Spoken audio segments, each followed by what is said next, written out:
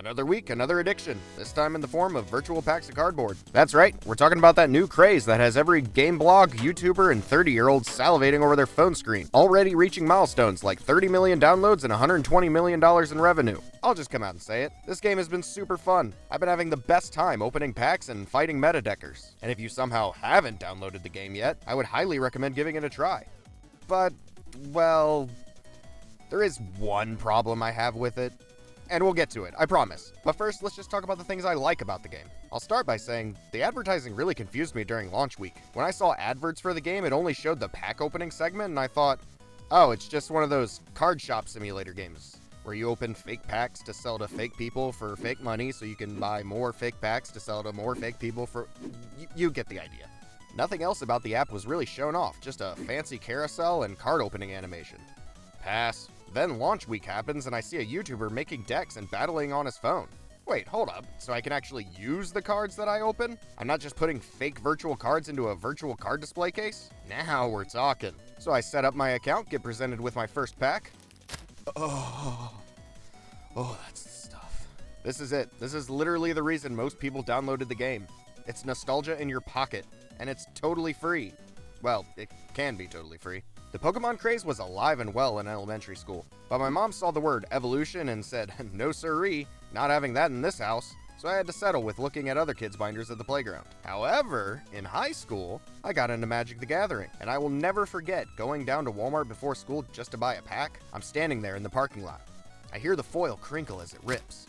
I smell the beautiful scent of ink on cardboard, and I slowly sift towards the back of the pack to find it. Not just a mythic rare, but the exact card I've been wanting for my mill deck. I punched the gas all the way to school.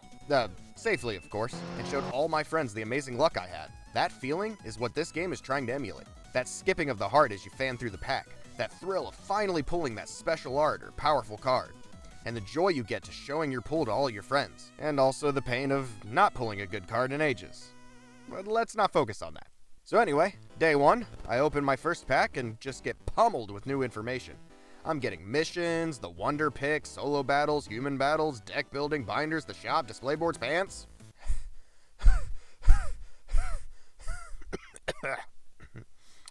It's a lot, but I also get a ton of hourglasses, the most beautiful item in the world. Every 12 hours, you're awarded one free booster pack of your choice.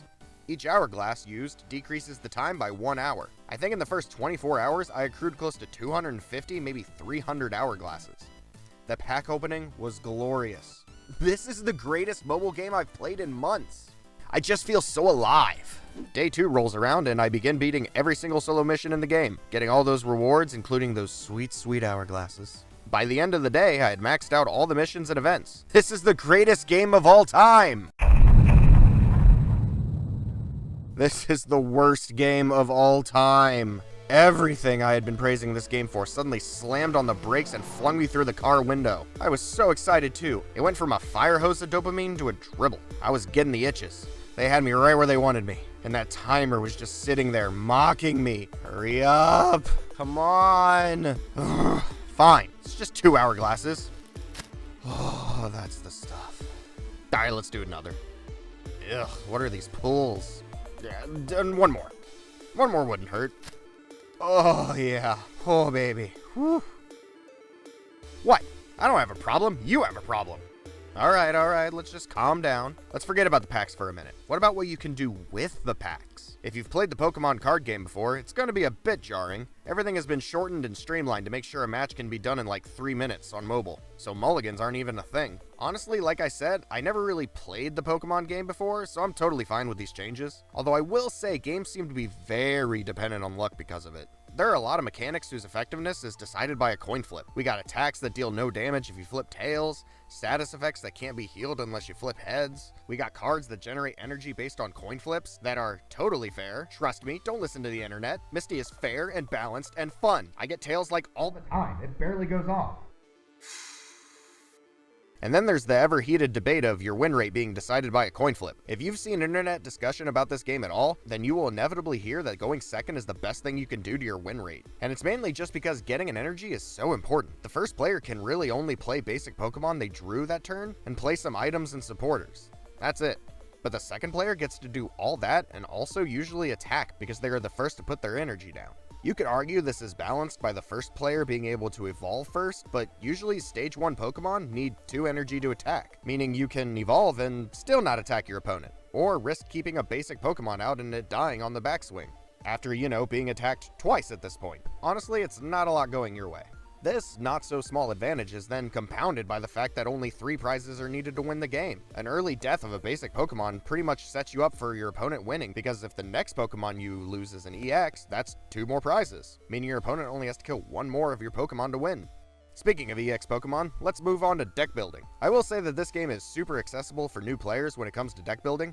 The fact that decks are only 20 cards means you aren't really dealing with analysis paralysis like you would with, say, Magic the Gathering. Honestly, after throwing in your 2 favorite Pokemon that you pulled and all of its evolutions, just throw in some items and supporters that make sense and you're pretty much done. Most decks I make only have 2 Pokemon lines in them, and maybe 1 copy of like Meowth, Farfetch'd, or Kangaskhan. Kangaskhan? Kangaskhan. Mommy Kangaroo. But only if my Pokemon count is below like 9. This makes experimenting really easy. Seeking not doing it for you? Swap it out for a Golduck.